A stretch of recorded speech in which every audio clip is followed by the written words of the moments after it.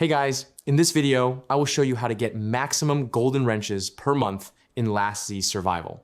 All right, let's begin. First, check the shop for direct purchases. The modification deal is one of the best options, giving multiple golden wrenches at once. If you have access to the VIP shop, you can also get wrenches there, although it usually requires VIP level 5 and offers limited quantities that refresh over time. Next, visit the Glory Shop, where you can exchange earned currency for up to 5 golden wrenches per refresh.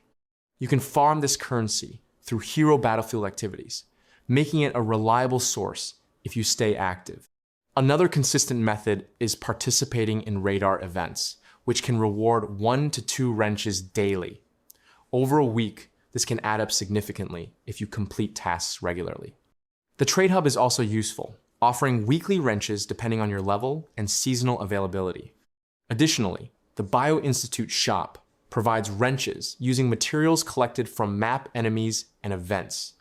Limited time and monthly events, including gacha cycles, are major sources, especially if you save diamonds and keys for efficient rewards. So that's basically how you can get maximum golden wrenches per month in Last Z Survival. That's it for this video. Thanks.